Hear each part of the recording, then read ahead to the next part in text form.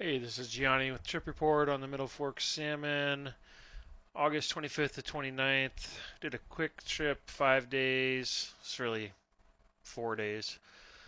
This is a launch, Boundary Creek. We were super excited, and I decided to take the wrong line. Looks so good at the top, just go right, but at the very bottom there's a nice picket fence. So, yes, you should go to the middle, shoot, which would be to the left, river left. It's about 8:30 in the morning. We were the first ones to launch. We had a long day. We had 29 miles to go to Pungo Creek. I wanted to get a camp closer to maybe 18 to 20 miles, but I picked up a last minute cancellation just a week before, and I think all the camps were gone. So yeah, we had 29 miles, and I knew it was gonna be a long day with the top, 7 to 22 miles, taking a little extra time. You're going to get stuck no matter what, even if you don't take the wrong line. If you make all the right choices, you'll get stuck. But just expect it. Expect to do a little bit of work, jumping around the boat, getting in and out, and you'll be fine.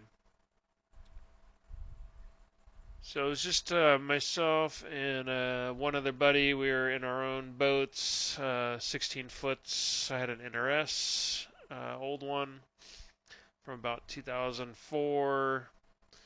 He was in a newer Air. We went really soft on the tubes and floor, but from a gear perspective, I mean, we had all the regular gear. We didn't go super light. I had a full cooler. I had a dry box. It was lighter than usual. I mean, it was enough for one person. So, and then you can see there I had a tarp, I had a dry bag with all my clothes. I went with a hammock. I didn't go with a tent, so that was one savings. And then my pin kit there. But yeah, we weren't super light. We weren't super heavy.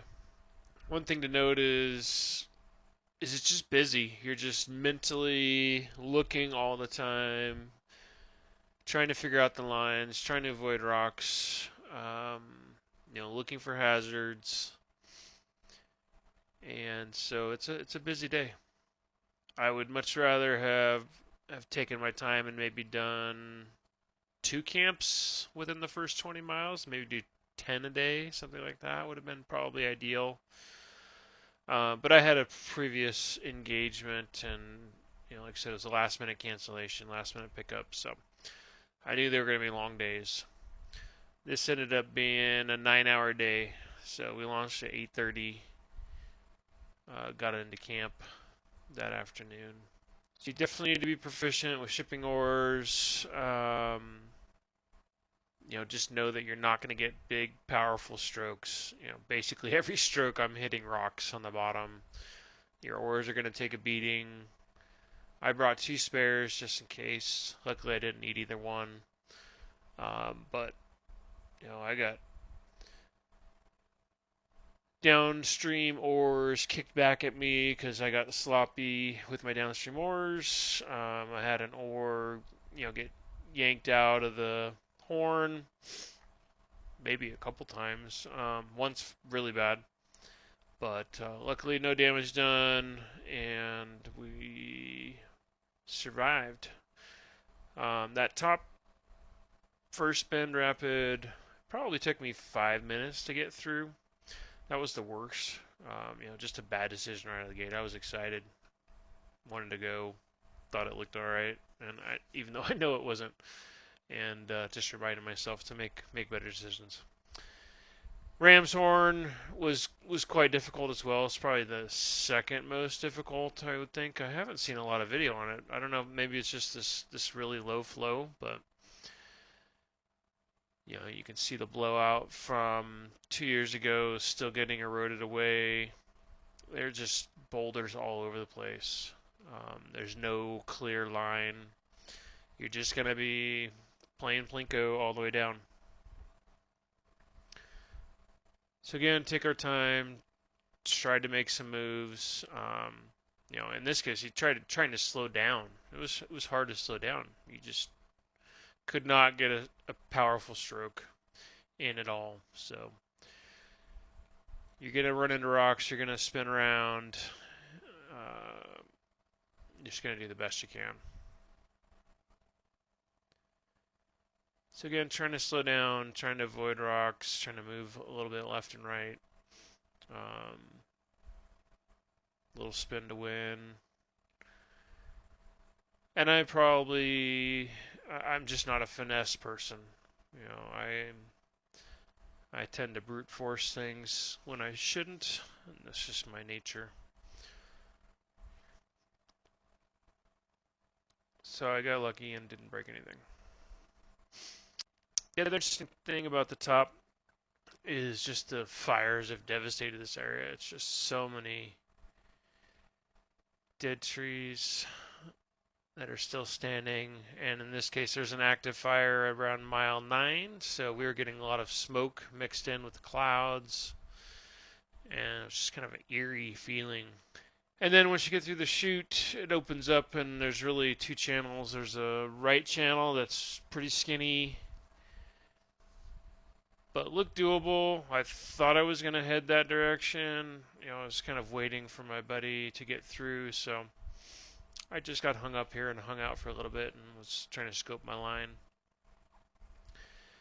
And then there's a left channel which goes around a bend. Like I said, I thought I was going to run the middle chute, but then I spun around, got knocked off.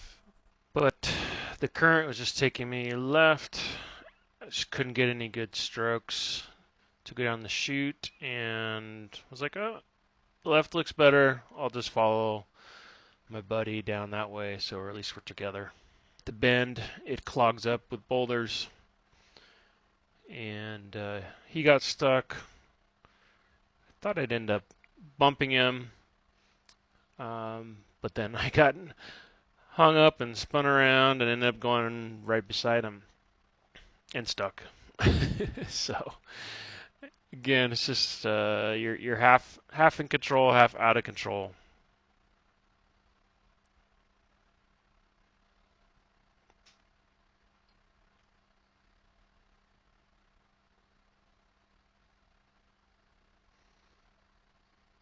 Trying to keep the oars from breaking, and yeah, all you can do is grin and smile and take your time, and then start moving around on the boat. Try to put more weight in the current, less weight on the rock, and then kind of use your oars to bounce and move down the river. So eventually I got kicked loose here, but it took a little bit.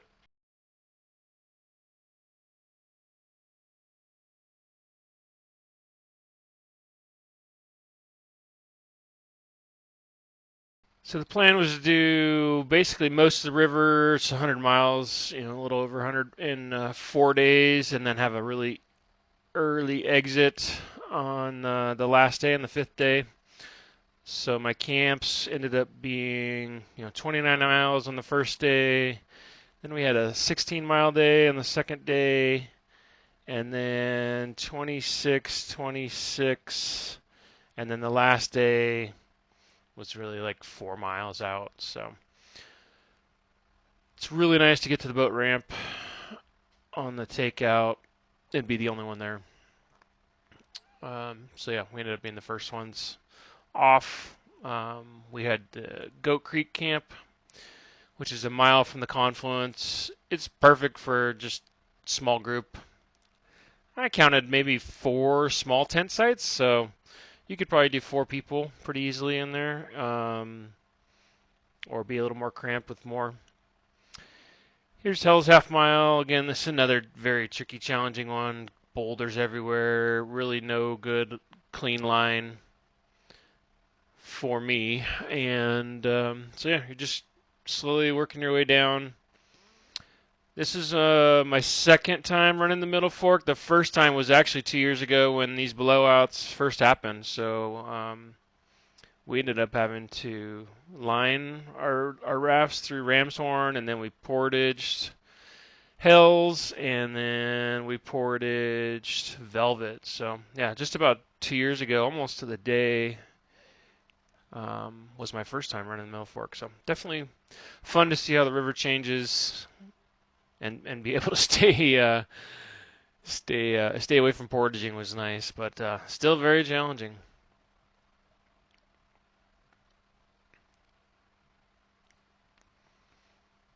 I also wanted to give a big thanks to Zach Collier and Gear Garage. His channel is amazing. I've only been boating 5 years and learned so much from him. And just big thanks to Zach and Gear Garage for all the information he shares and technique in lines and just rafting in general. So much valuable information. I'll put a link in the description. But you can go back and see his line in Hells, much cleaner than mine. I think he had a little bit more water, so maybe that helps, but I think he's just a better oarsman as well. So yeah, lots of struggles, getting stuck, spinning, moving around. That's just the name of the game for at least the upper probably 7 miles until you get through Velvet. After that, you get a little more water, but still challenging just to find the flows, find the lines that are gonna go all the way through.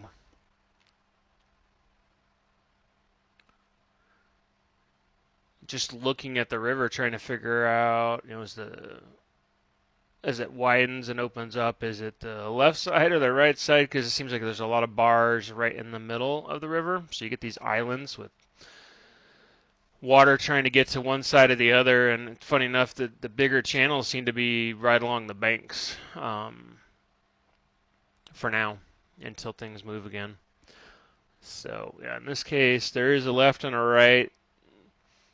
The right looks doable, but there is a pinch point at the bottom, so you might be able to sneak through on the right here below Hells, but the left side is a little cleaner.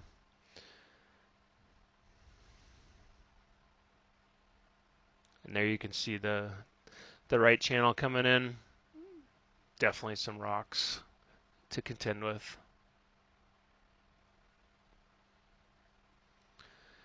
And again, just a challenge to get full strokes. Every stroke you're hitting rocks. You're not able to go very deep. You can't catch a lot of water. Your downstream oar is definitely in danger of coming back at you. Then here's Velvet. Just super tight right channel is really the only line through here. You're gonna bump. You're gonna hit. You gotta have your oars shipped. Here I missed a big hit, but then got hung up there, sliding up and a little bit perched, so just needed to back off. Eventually got that unstuck, but then got stuck going the other direction. Again, just have a lot of patience. Take your time. Don't be in a hurry, which of course we were having to make 29 miles, but most people are probably doing 10 miles or less on day one. That would be a much better path. So again, big blowout. Last year we had a portage that. Was very happy to get through cleanly. Here's looking, spinning around to see my buddy coming down. Trying to help out your fellow boaters. He bumped me off a lot of rocks, so being in the lead, I got stuck a lot, but he was able to help me out, so I tried to help him out and give him some line choices and directions. This is Powerhouse. Wasn't too bad. Pretty typical line through the middle and then working your way to the right. It's a nice shoot there.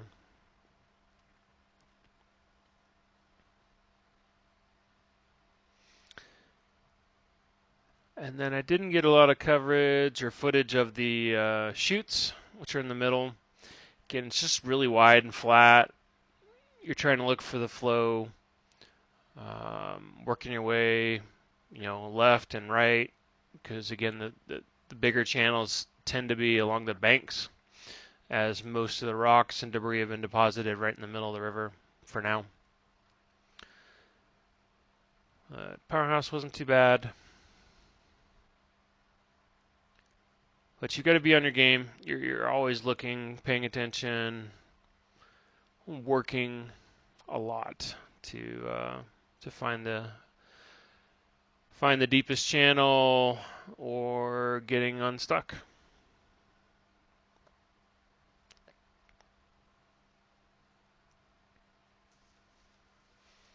Luckily, the river was pretty clear. So for our first 2 days, water was clear. The third day, it started to dump rain hard, and then that night we actually got a thunderstorm. And Thursday, the water was chocolate milk. We were a little concerned about the road and being able to get out with all the blowouts that have happened. Luckily, the road was clear, and there were a couple new blowouts down in Impassable Canyon, but they're relatively small.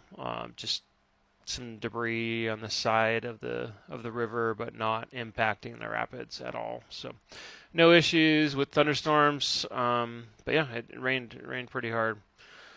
I'll put up another clip with my full trip report, and you can see the full river, but wanted to focus on the top 22 miles here. All the way down to Pistol Creek, and then once you get through Pistol, things again pick up pretty much, and the flows are great.